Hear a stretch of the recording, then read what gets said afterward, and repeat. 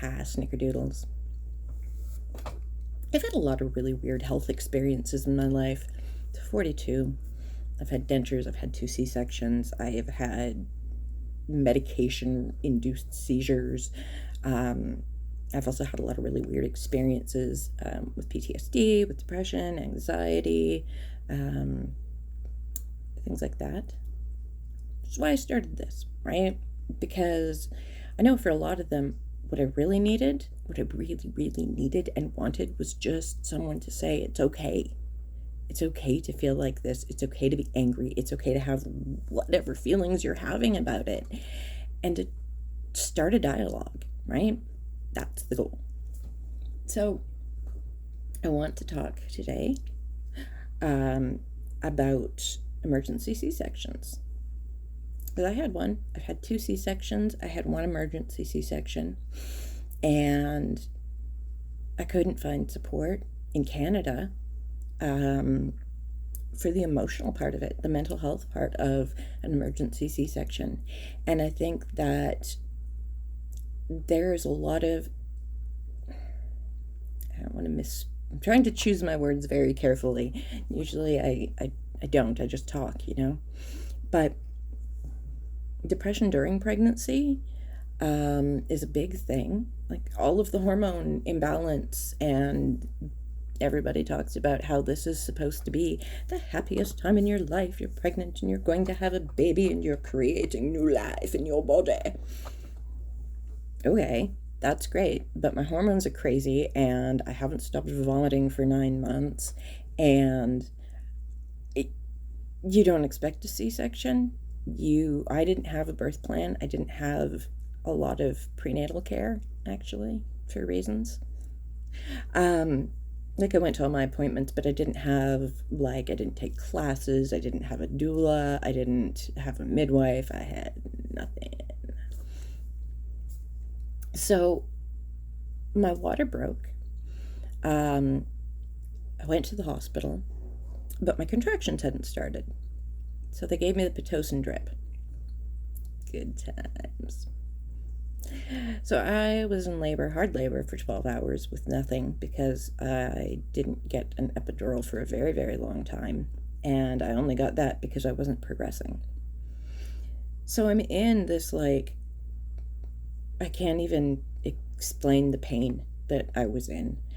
And fear, total fear. And I had to have an emergency C-section because my heart rate was dropping and my son's heart rate was dropping. Okay.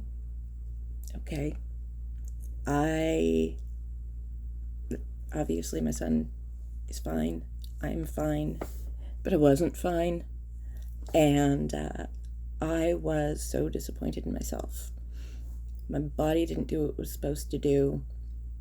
My body put my child at risk, which of course meant I was putting my child at risk already. They don't talk about the sorrow, this deep gutted sorrow that you feel when you are pretty sure that you just fucked everything up, right? It's still hard. It is still hard to talk about, and it's even harder to look online, and especially when you have a new baby and you are at home and you are going through this hormonal change again, right? And you're just starting nursing. If you're starting nursing and there is no judgment, fed is best. The end. IMO. But you don't have the strength or the time or the energy to put into finding someone to just frickin' tell you it's okay. So this is me, and it's not like I'm this amazing famous person and I don't have an online personality. There's 193 of you who are subscribing, and you are probably subscribing about dentures, and if you have made it this far, thank you. It's okay. It's okay to be devastated, and it is okay to be feeling betrayed not only by your body, but by the medical community who's not giving you this support, who's not, like, and I'm in Canada. We have decent health care. We have social workers in the hospital. But I didn't realize until I got home, till, I don't know, maybe 4 or 5 days after my son was born, that I had almost died, that my son had almost died, that I was emotional about it. Like, they didn't prepare me for that. They didn't prepare me to be like, I had this beautiful birth plan in my head and it didn't happen. And people are like, oh, I hope your labor was okay. And you're like, because that was how I felt. And that was how I still feel, like ripped off. I was ripped off. I didn't get to have my delightful birth experience, and there are no pictures because I was screaming the whole time. And it's not a good place to be. But you will not always be there. Your hormones are going to settle down eventually. Get help if you need help, and do not stop advocating for yourself, for your partner, for your friends. Get help. Period. Like, it is not worth suffering through by yourself. I can't say it better than that, really. So if you are at home and you have just had a C-section, or you are still having issues because of your C-section, it's okay. You're not alone. There are women around the world who have experienced this, who are going through this. So let's talk about it. We can't fix what we can't talk about.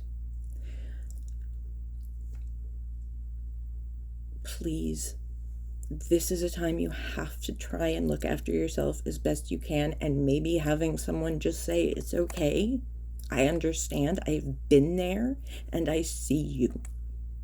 Not in that creepy way. Kidding. Anyway, if you know someone who does need support post C-section, share them, send them this video, even if it's just so that they know that they aren't alone, because we need to be doing that more. We are in a place in the world right now where mental health is not as big a priority as it should be. And, I think there are more places that it should be expanded to. I think that we need to talk about some really hard things in society, not just dentures, but also dentures. So if I can use my very strange experiences in life to help someone, to make someone smile, to whatever, that's what I want to do. So you weren't alone. You're not alone, and it's okay. And you're here, and that is what's important. Anyway, please take care of yourselves and others. Have a great day.